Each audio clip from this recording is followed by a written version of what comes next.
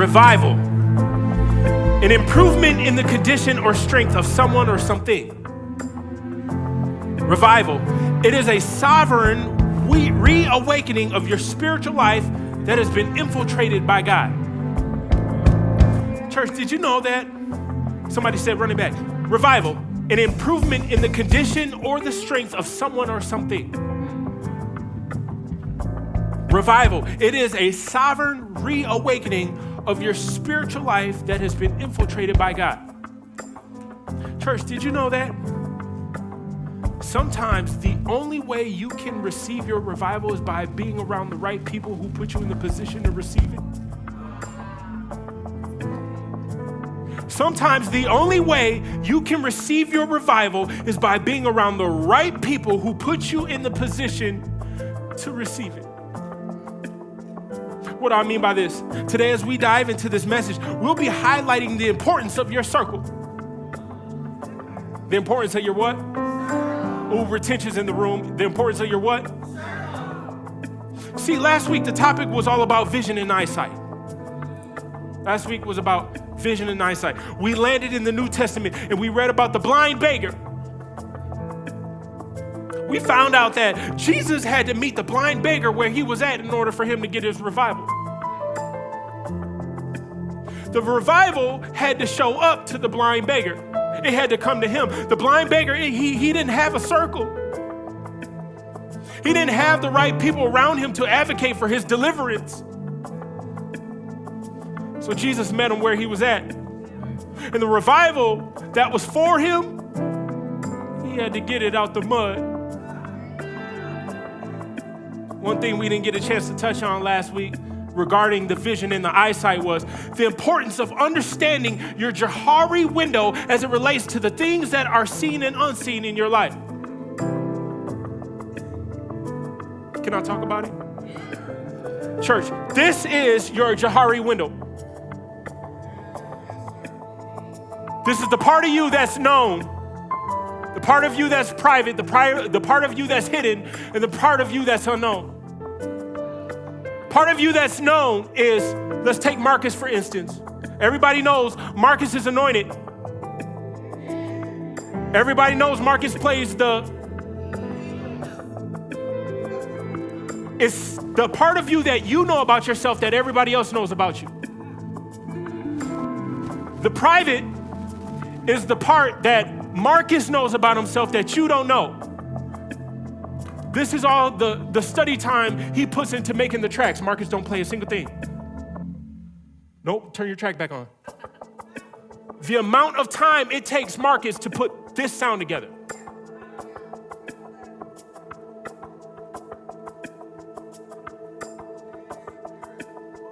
You don't know how much time it took Marcus to put this together, but Marcus did. The private area is the part of Marcus that he knows about himself that you are unaware of. Johari window, the hidden area. This is the part of Marcus that you know about Marcus that he doesn't know about himself. Can I talk to you today? This is the part of Marcus that, oh, Marcus, did you know that when you get angry, you go like this with your lip? Oh, I don't do that. I don't do that. Marcus, do you know that when you're happy, you tend to put your arms behind your back and you go like this? I don't do that. It's the part of Marcus that you are aware of that he isn't. And then we have talk to me. We have can we talk about it? Can we talk about it? Unknown. This is the area that neither you nor others know about you yet. This is the area of untapped callings and potential. This is your future capacity. It's dormant gifts that have yet to be awakened. It's also trials, tribulations, and assignments you haven't yet faced. This area will always be revealed through time, pressure, obedience, and faith. Again, this area will always be revealed through time, pressure, obedience, and faith. You don't discover the unknown by sitting stagnant thinking. You don't discover this area by sitting stagnant thinking. You discover this by moving. Somebody say, get active. The unknown can only be tapped into once you start getting active.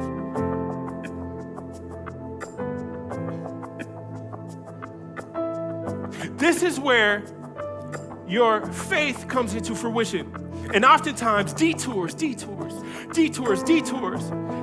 are often what expose this quadrant. Detours are what often expose this quadrant. This is the window where God reveals things to you progressively, not instantly.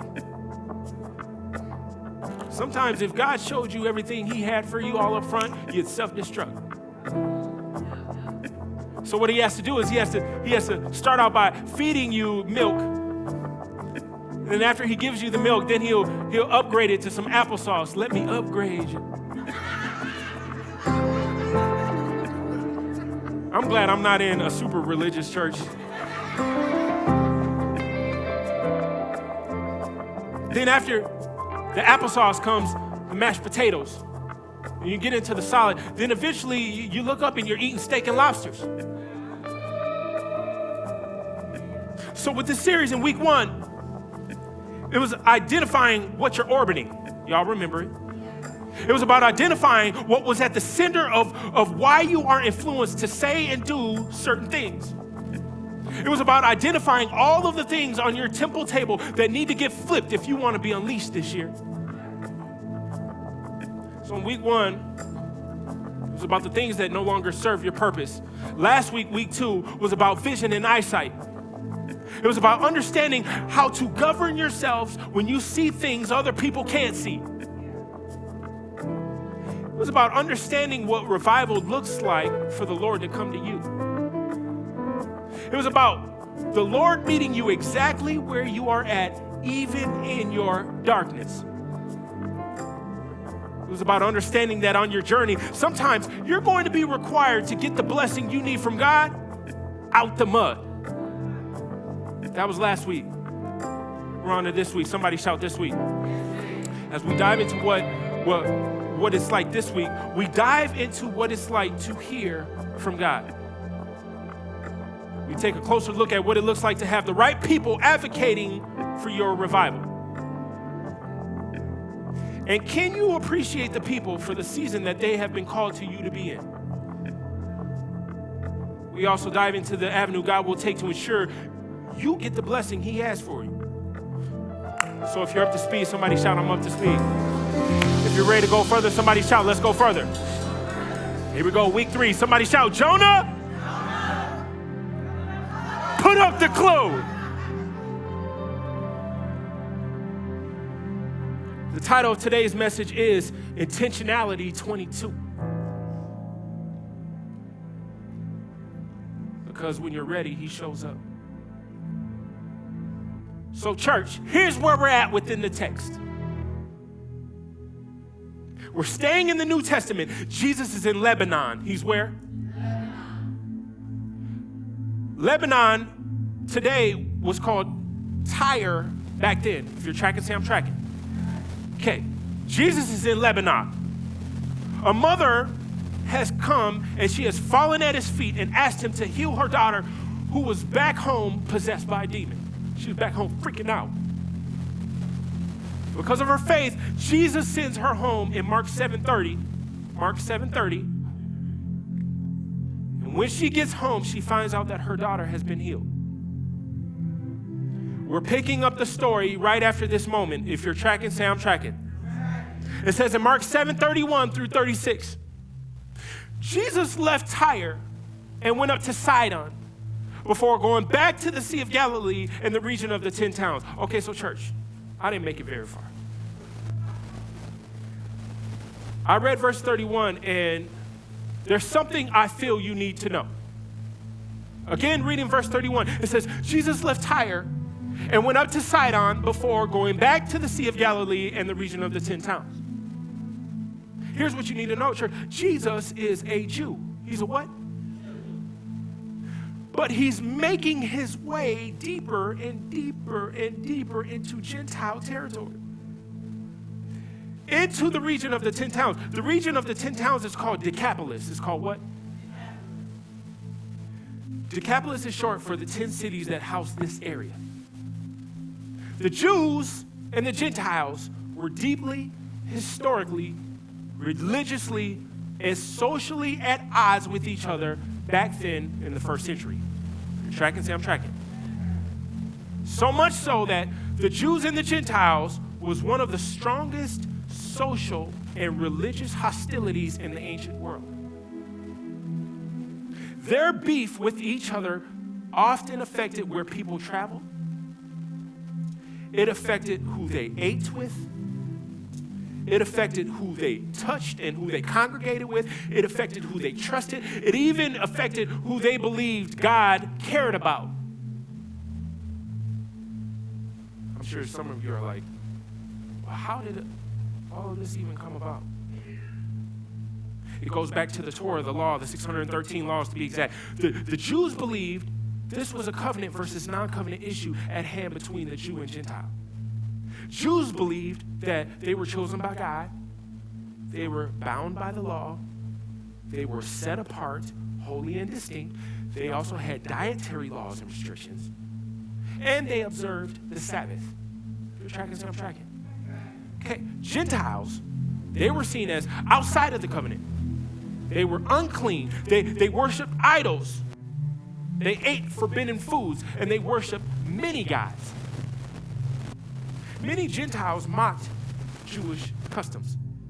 They labeled them as strange or weak. While many Jews viewed and identified the Gentiles as spiritually inferior, this means that if God heard your prayer, he would answer it least compared to the Jews. If God does hear you Gentiles in your prayers, he won't hear them over mine because I'm a Jew.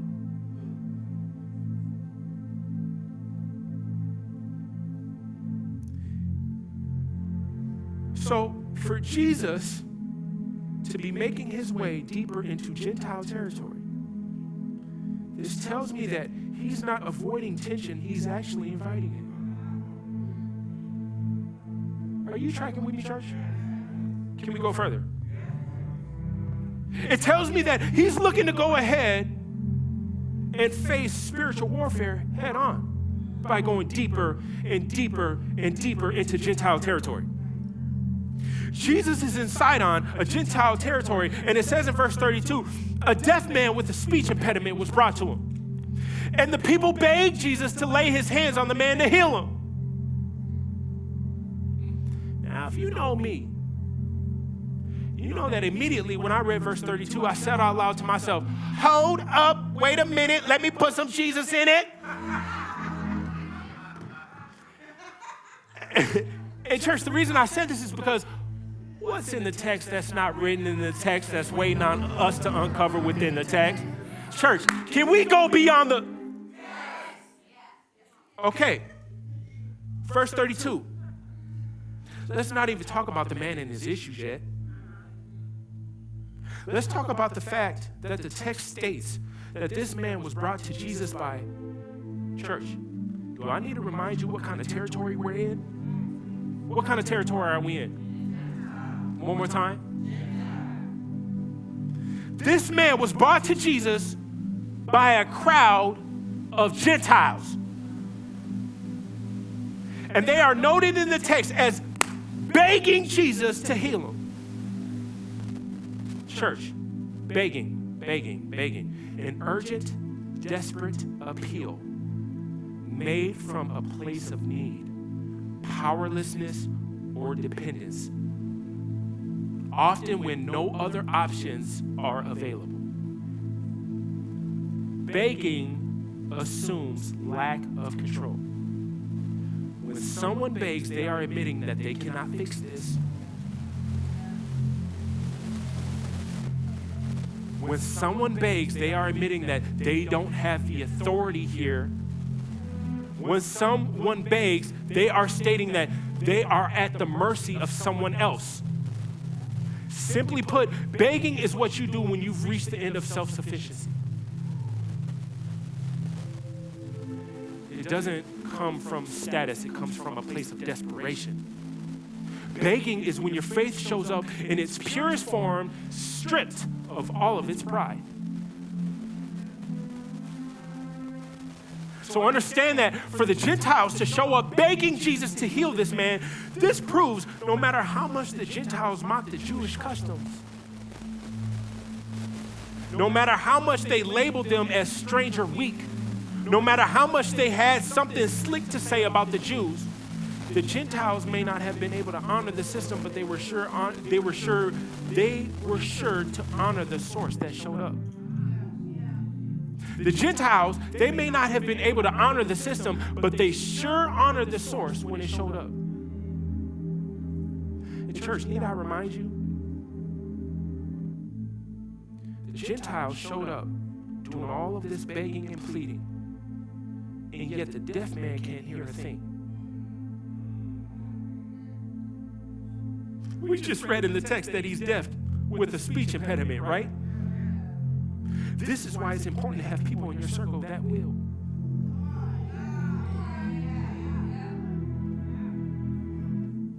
This is why it is important to have people in your circle that will carry you when you can't communicate. This is why it is important for you to have people in your circle that will carry you when you can't communicate. This is why it is important for you to have people in your circle that will speak for you when you have lost your voice. This is why it is important for you to have people in your circle that believe for you when your faith is under construction.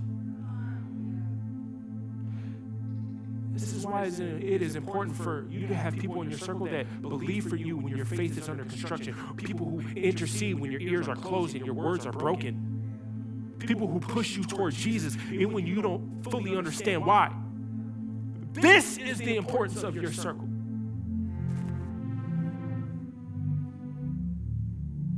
This is why I use my platform to speak on stuff other pastors don't want to preach on. This is why I'm vocal about the injustices happening. It's not about anything political. It's not about the Democratic Party or the Republican Party. It's where is Christ in any of this? You've got young boys and young girls going to the store to get a bag of chips, being told that they will not be going home. For what? Where's the heart of Christ? This is the importance of your circle. People that will pray you through when you don't know how to pray yourself through. Because there will be seasons when you can't always hear God clearly. There will be seasons where you can't articulate what's wrong. There will be seasons where you can't pray the right words all the time. There will be seasons where you cannot advocate for yourself, and you need somebody else who's not afraid to beg on your behalf. You don't need people in your circle who just agree with you. You need people who are going to be willing to carry you. Church, we have to remember that the opportunity to receive the miracle, it didn't present itself because of the deaf man's faith. The opportunity to receive the miracle did not present itself because of the deaf man's faith. It presented itself because of who was in the deaf man's circle. The opportunity to receive the miracle did not present itself because of the deaf man's faith. It presented itself because of who was in the deaf man's circle. How many of you know that? Your breakthrough just might be tied to who's willing to speak up for you when you can't hear when to speak up for yourself. Church, he was deaf. So all he sees is commotion. Have you ever been outside of a room and there's windows and you see a conversation unfolding in front of you and it begins to get more intense? You can't necessarily hear what they're saying, but you know something going down. Now imagine being up close and not being able to hear what's being said. You can kind of lip read, but there's so many people begging, it's hard to focus on knowing what's being said.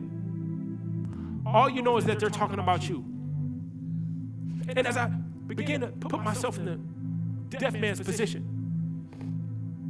On the outside, we're like, Jesus, please. This dude's been deaf for so long, he can barely talk. Please. I know you're a Jew. I know you're from the ops, but we heard you. Lord, please. What do I got to do? I'm desperate. I got a friend of mine that's going through something. Lord, I need you. I just need you to show up for him. I don't need anything for myself. I just need you to get him right. Lord, please, I'm desperate. Lord, please do something because we've tried everything. Lord, help me. And on the other hand, all he sees is,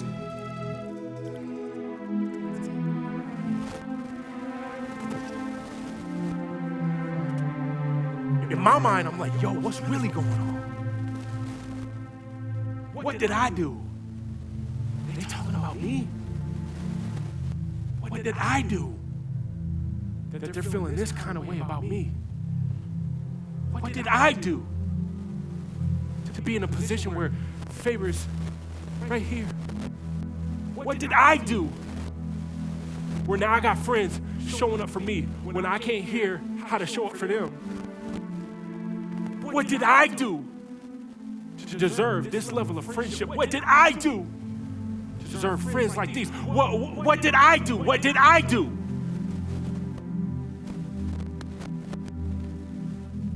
Then I had a moment, church. As I began to sit with this man being deaf, I started to marinate. Deaf, defined as lacking the ability to hear either partially or completely. One who is unresponsive to sound, warning, instruction, or truth. Now I'm going to just park this right here.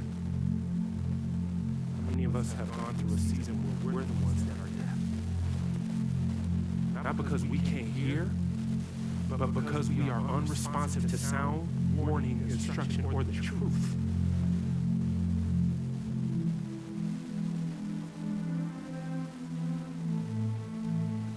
I know some of you under the sound of my voice may be like, well, what did I do to deserve the favor of God? When I've done what I've done, what did I do to still receive the miracles that He has given me when I know good and well I did Him wrong, I did her wrong? What did I do?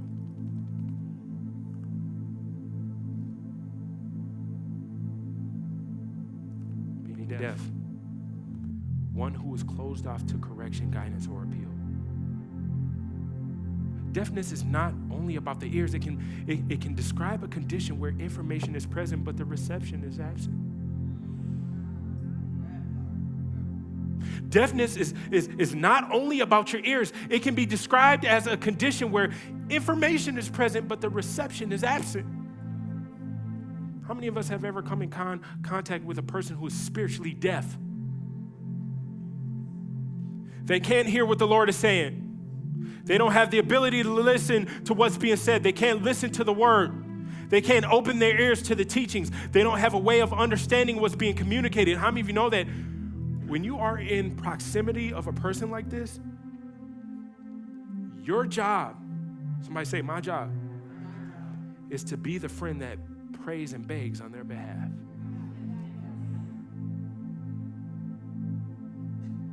Even if they can't hear what you have to say, you still have to beg and plead that God gets through to them. Well, Pastor, they may be spiritually deaf, but their mouth is reckless.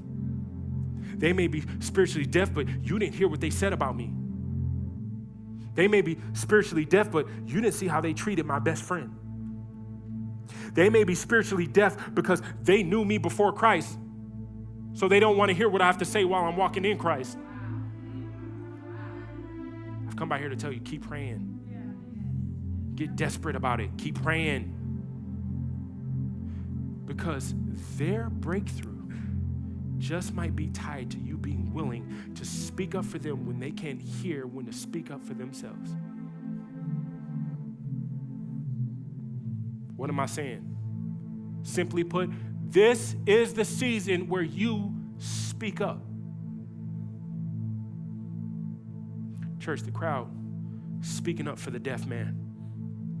They're begging Jesus to heal this deaf man. And need I remind you, we're in Gentile territory. It says in verse 33, Jesus led him away from the crowd. He led him away from the crowd. He led him away from the crowd so they could be alone. He put his fingers into the man's ears. Then, spitting on his own fingers, he touched the man's tongue. Church, I read verse 33, and immediately I said to myself, oh, Jesus is a genius. I said it to myself in my prayer room, oh, Jesus is a genius. And the reason I said Jesus is a genius is because, again, what's in the text that's not written in the text? It's waiting on us to uncover within the text. Church, did you know that? Contrary to what the movies show and what you've seen in the magazines and on the internet, the first hearing of a deaf person is rarely beautiful. It's usually very overwhelming because it's not just about hearing, it's also about your brain's neurology. Because now, the brain has got to learn the meaning of what is a voice. The brain now has to learn what is a background noise. The brain has to learn what is the sound of danger and what is a normal sound. The process takes weeks, months, sometimes years to get acclimated to. This experience of hearing is noted as sending the individual into an overload. Because in the natural, all of the sounds arrive at once. Once the healing happens, it's all available immediately. There are no filters, there are no categories, and there are no meanings yet. All there is noise. It's noise. Because the noise hasn't been identified, it's not a sound, it's a noise. Many people who have gotten the chance to hear for the first time describe it as very confusing, very stressful, and very frightening. Back to the point. I read verse 33 and I said, oh, ha, Jesus is a genius. And I said Jesus is a genius is because he intentionally removed the man from the crowd, which reduced the overload.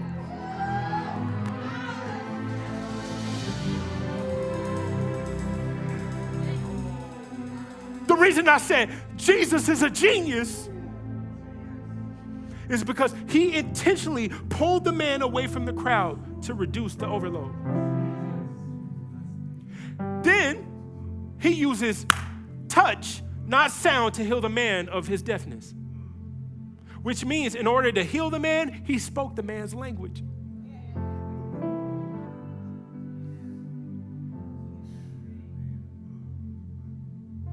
Then, by being alone with him using touch, he gradually restores his hearing and speaking functions, which carefully considers the deaf man's nervous system.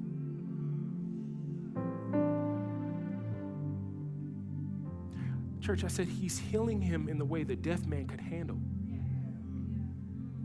He didn't just show up and say, oh, crowd of Gentiles, yeah, I'm here. I'm a Jew. I'm the Messiah. How many of you guys are here? Great. Be healed. It would have, all the cheering and the pleading and the begging would have caused an uproar, an overload. He would have almost been worse off. But he went as far as to consider his nervous system.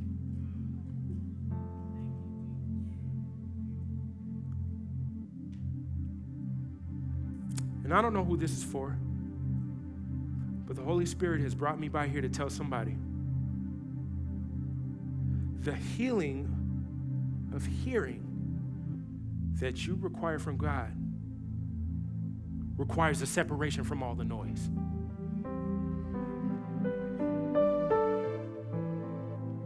The healing of hearing that you require from God in this season is going to require a separation from all the noise.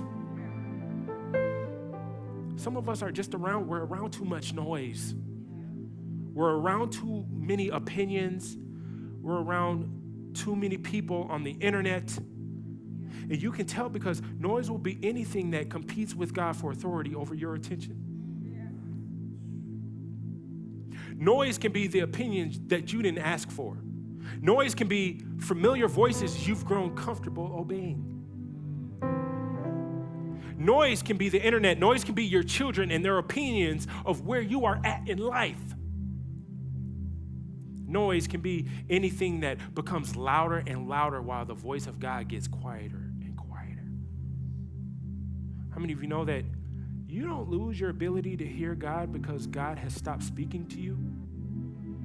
You lose the ability to hear God when you stay in a place where everything else talks over him. You do not lose your ability to hear God because God has stopped speaking to you. You lose your ability to hear God when you stay in a place where everything else talks over him. And the funny thing about the noise is, noise trains you to react instead of listen.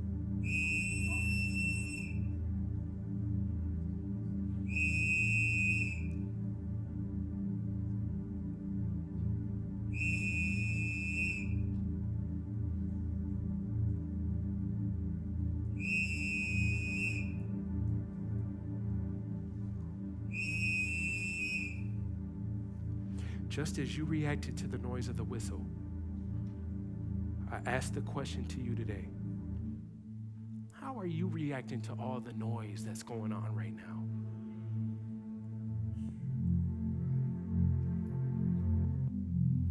Is it louder than the voice of God? Or is the voice of God in your life louder than the noise of the world?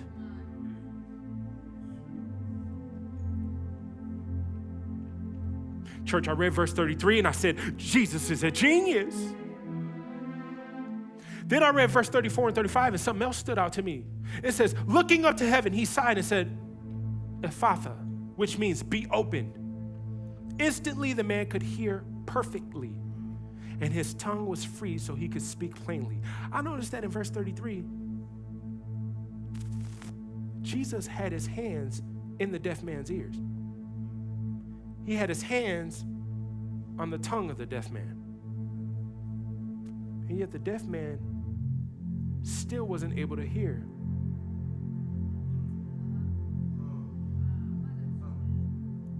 We just read this as a church collectively, right?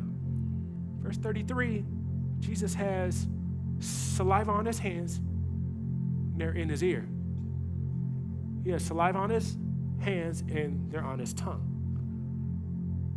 Jesus was doing the work, but the miracle hadn't been activated. Are you tracking with me, church?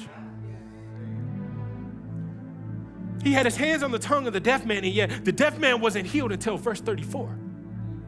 I noticed that the miracle didn't activate until Jesus spoke.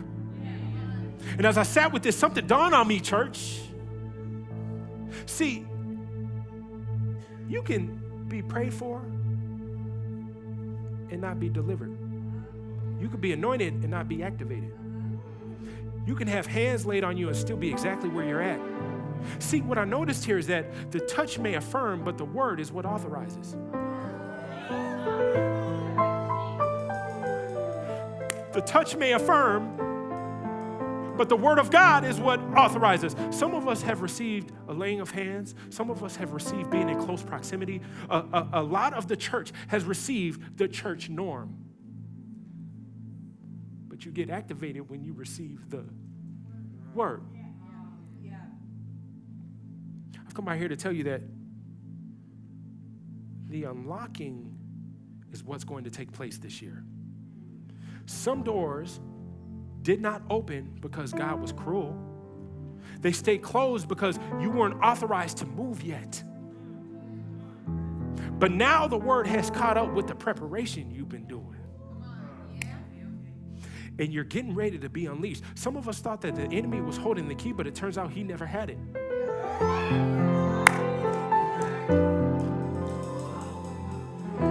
He was just trying to distract you from the word that did.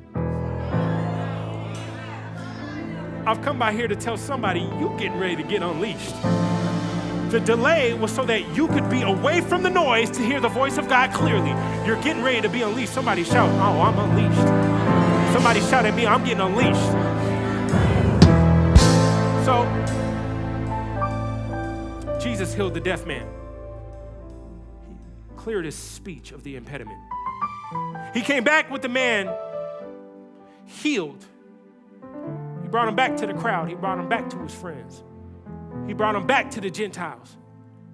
It says in verse 36, Jesus told the crowd not to tell anyone. Hey, I'm not here for a performance. I'm here for purpose. Don't tell anybody about this. But the more he told them not to, the more they spread the news. Now, church, before we close, two things we have to note. Number one is the revival spreads the moment Jesus tells it not to. The revival spreads the moment Jesus tells it not to. After the healing, the people spread the news uncontrollably. How many of you know that when hearing is restored, your testimony becomes unavoidable? When your hearing is restored, your testimony becomes unavoidable. Well, that was number one. Number two, church. Number two, can I point something out to you real quick? Can I? It's quiet in here. Do we need it? I can close it right now. I promise you. Church, can I point something out to you? Okay. This is what I would like to point out to you, church. The route that Jesus took. Tyre, he went up to Sidon, and then he went down to Decapolis. Now, church, Gentile territory, right? Okay, so if Jesus was here, why didn't he take the route to go down here? Jesus went from Tyre up to Sidon before he went down to Decapolis. If you're tracking, say I'm tracking. As I'm sitting with Jesus in the route that he took, I began to do some research. In church, did you know that from Tyre to Sidon is about 22 miles? Naturally, one would ask the question, if Jesus was headed to Decapolis, the region of the 10 towns, why did he feel the need to go up to Tyre when he could have just went down? It would have saved him a lot of time. Then it dawned on me that this miracle with the deaf man in a Gentile territory, it only happened because Jesus took a detour. Jesus had to go out of his way to make this happen. Then it hit my spirit that the 22 miles he traveled out of the way was intentional. This scripture right here is literally proving he'll leave the 99 to save the one. Y'all better leave me alone. And I've come by here to tell somebody, I don't know about you, but I've got something to praise him for because he took the detour for me. I can hear the sound of the abundance of rain because he took the detour for me. I said I can hear the sound of the abundance of rain because he took the detour for me. I have to tell somebody how good he is because he took the detour for me. He didn't wait for me to come out of my mess. He met me in my mess. This means he took the detour for me. He could have went to Decapolis, but he came up to Sidon where I was at because he took the detour for me. Somebody shout, he took the detour for me. Come out here to tell somebody, he didn't leave me in my sin. He took the detour for me. Like the prophet Isaiah, the reason we are being sent is because he took the detour for me. We are the hands and feet of God because he took the detour for me. I didn't just need my ears open. I also needed my voice realigned and restored. And this happened because he took the detour for me. I gave him my heart and soul because he took the detour for me. So if you're going to change the game this year, if you are going to hear clearly from God this year, if you are going to speak clearly this year, if you are going to start winning like you've never won before in your life, you have to remember the intentionality he put behind 22. If you don't hear anything else I say today, I don't want you to forget to shout these 6 words. He took the detour for me. Stand with me, church. I don't know who needs to hear this, but you're worth the detour.